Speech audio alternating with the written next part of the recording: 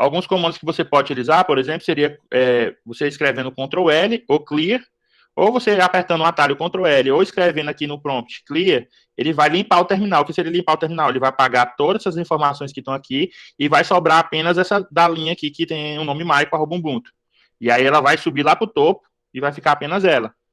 Questão de limpeza mesmo, às vezes você escreveu muitas coisas, muitos comandos, e aí você quer limpar para ficar melhor, para visualmente você esquecer o que você já fez e começar algo novo. Temos também um outro atalho chamado Ctrl C, que é quando você está, por exemplo, fazendo alguma atualização, ou instalando algum aplicativo, ou fazendo algum download, e aí você quer cancelar através do terminal. Você pode cancelar através do atalho Ctrl C. E aqui seria o prompt de comando. Você está vendo que está piscando o cursor. Então, aqui, nesse caso aqui, ele está logado como usuário root. Ele está usando um arroba aqui para separar. O nome da máquina seria try-it-cut, -cut. E aqui ele está na pasta home. Só que aqui é diferente. Se você observar, ele está um jogo da velha. Lá no exemplo que eu expliquei para vocês, o usuário era um cifrão de moeda. Por quê? Porque nesse exemplo aqui, o usuário root, todo o sistema operacional Linux já tem automaticamente, já vem cadastrado o usuário root. O que seria esse usuário root? Seria o usuário administrador, o usuário que tem poder total sobre o kernel. Então, ele tem todas as permissões, você escreve o comando aí onde está o cursor e dá Enter. E aí ele vai interpretar. Se ele encontrar algo que funciona, ele vai dar a resposta. Se ele não encontrar, ele vai dar uma mensagem de erro, como esse exemplo aqui. Eu escrevi qualquer coisa, e aqui ele aparece bash, comando não encontrado. Não encontrei esse comando. Vou escrever mais alguma coisa aqui, dou Enter também, comando não encontrado. E aí os comandos que a gente viu aqui no terminal, ele falou que tem um comando que você pode usar que é Ctrl L ou Clear. Escrever o comando Clear e der Enter, o comando Clear faz parte da linguagem Shell. Shell, lá, a linguagem Shell, interpretador de comandos. Então, ele vai conseguir interpretar esse comando Clear e vai entender que você quer limpar esse histórico aqui que você já escreveu de comando. Ele apaga tudo e volta com o cursor lá para o começo, com as informações do prompt. Você pode também usar Ctrl C para cancelar um comando. Vocês observaram aqui, eu executei um comando aqui que ele está tentando acessar. Ele está enviando informações de um computador para o outro, desse computador aqui para outro computador. Você pode ver ó, que está em loop infinito. Se ele loop infinito está enviando, e só vai parar se eu intervir de forma com algum comando. No caso, o Ctrl C, por exemplo, que eu posso cancelar esse comando. Aí, se eu der o Ctrl C aqui, ele cancela.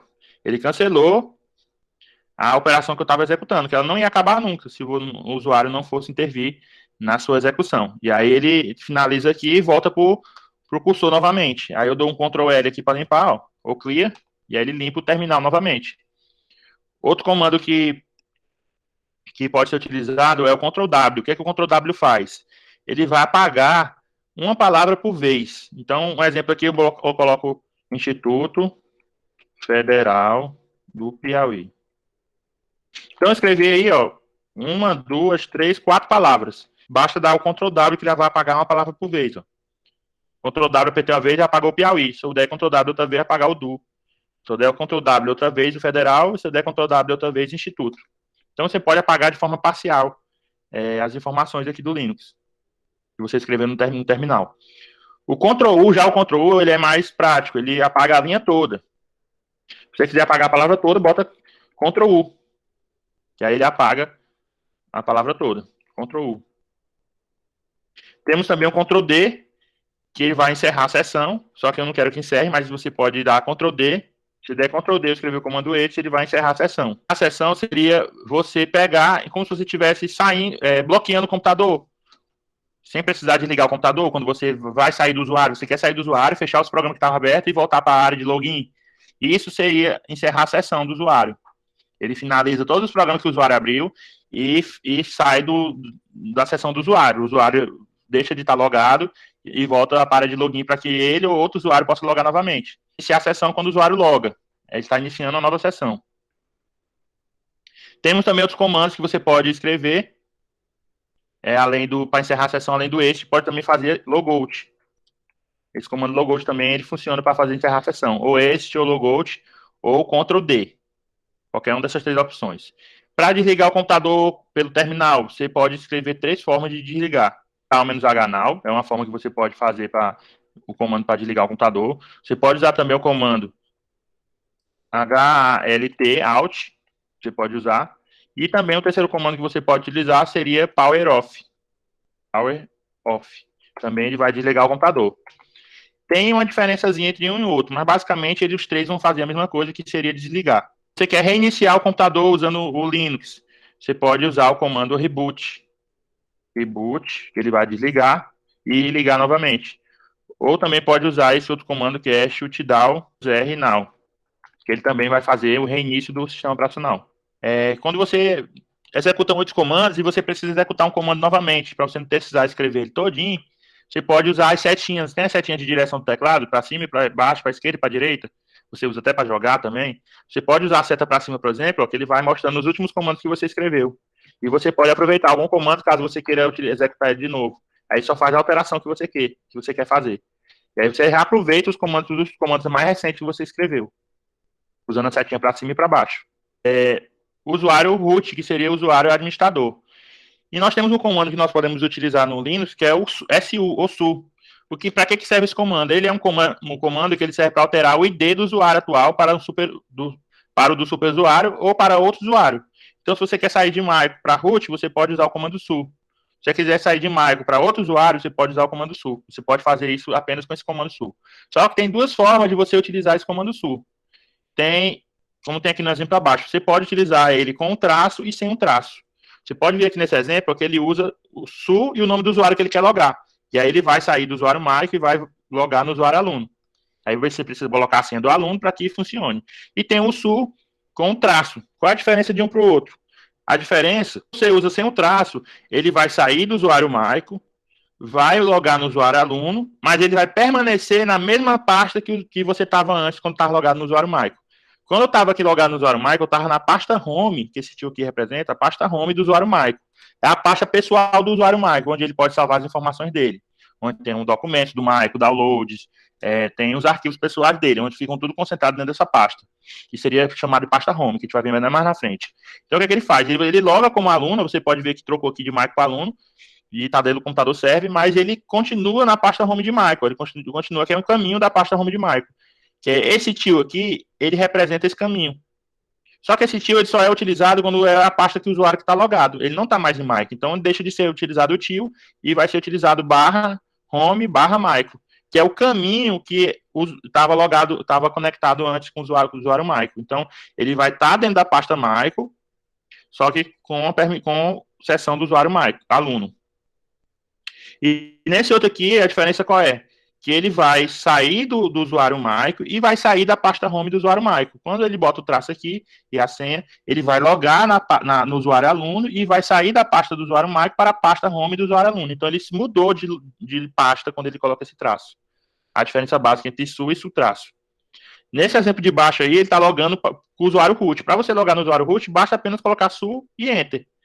Que aí ele vai logar no usuário root e vai continuar na pasta que estava, né? Se você colocar apenas o su, e se colocar o su traço, ele vai sair da pasta home de Mike e do usuário Mike, nesse exemplo, e vai logar no usuário root e na pasta home do usuário root.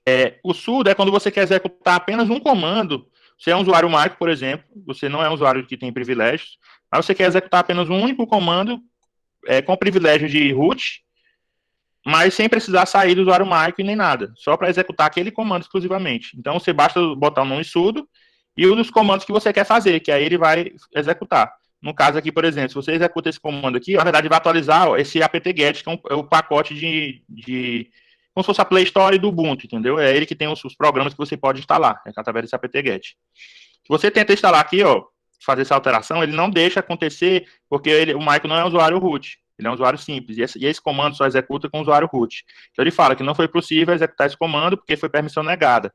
Aí ele fala, você está logado como usuário root? Aqui ele aparece. Aí não, então vou ter que fazer o quê? Usar um sudo, espaço e o mesmo comando. E aí ele vai funcionar. Vai funcionar porque o sudo ele dá essas permissões. Aí você coloca a senha de Michael, e aí ele vai funcionar. Algumas informações importantes sobre o sistema operacional Linux, sobre pastas. Toda vez que você, para identificar as pastas, você separa elas pela barrinha aqui, ó, que representa um diretório no terminal. Então, se tem barra teste, quer dizer que é uma pasta. Se não tem essa barra antes, quer dizer que é um arquivo, por exemplo. Os nomes de pastas e arquivos são case sensitive.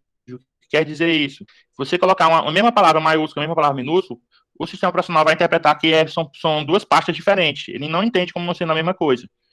Então, se você muda para maiúsculo e minúsculo, vão ser duas pastas, dois arquivos diferentes. Não pode ter nomes de arquivos iguais, só se for em locais diferentes, mas na mesma pasta não pode. O nome dos arquivos dos diretórios podem ter até 255 caracteres.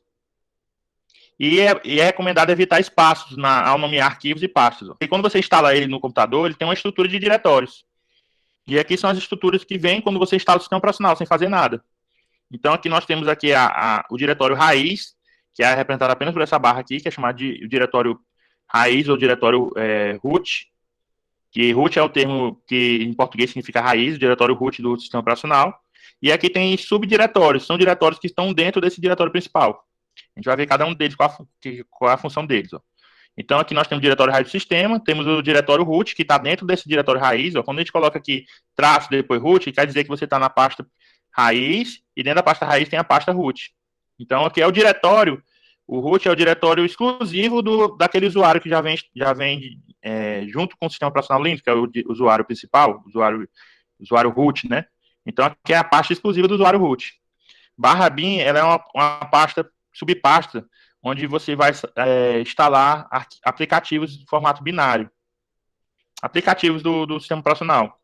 Barra boot, ele vai ter todos os arquivos necessários para você configurar a inicialização do kernel, a inicialização do sistema operacional. Então, as informações de configurações básicas responsável pela inicialização do sistema operacional é através dessa pasta boot.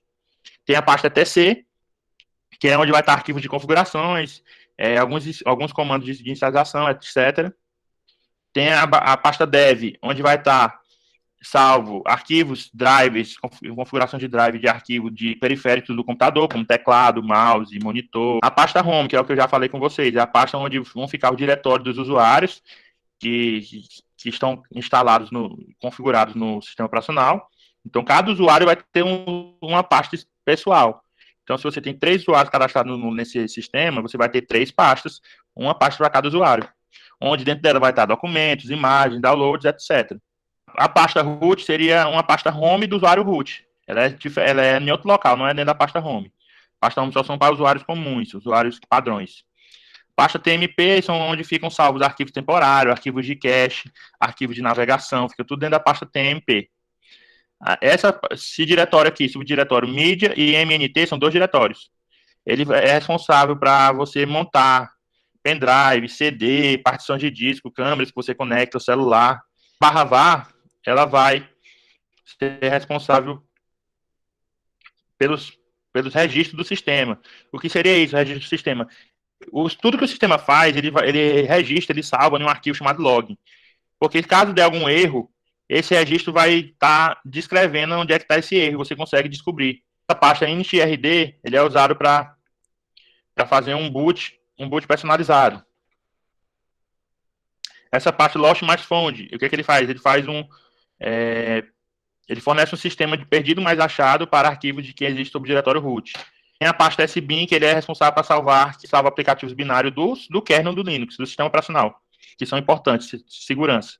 A pasta srv, ele é responsável para salvar os serviços do computador que estão funcionando, como serviço de rede, serviço de segurança, firewall, esses serviços básicos que ficam rodando no sistema operacional. O /usr, ele é responsável para salvar aplicativos que todos os usuários podem ter acesso, aplicativos que qualquer usuário possa utilizar ele. No caso, por exemplo, do navegador, ele fica salvo o aplicativo do navegador aqui para que todos os usuários possam acessar. O /sys é arquivos do sistema, arquivos importantes do próprio sistema operacional Linux. O /lib é onde ficam salvas algumas bibliotecas do sistema. Por exemplo, que bibliotecas poderiam ser? Biblioteca de áudio e de vídeo, interface gráfica, banco de dados, algumas linguagens de programação, Java, C. O /opt, ele é um local opcional que você pode instalar alguns aplicativos. E o /proc, os processos que eles estão em execução, eles precisam ter informações sobre ele, como o tamanho que ele está utilizando, quanto tempo, tanto que está utilizando da CPU, tanto que está usando da memória RAM. Então, essas informações de cada processo em execução, ele fica dentro dessa pasta proc. E aqui seria a estrutura desse diretório. Aqui fala que é raiz root, porque ele lembra um pouco uma árvore. Uma árvre, se você observar, ela tem várias ramificações.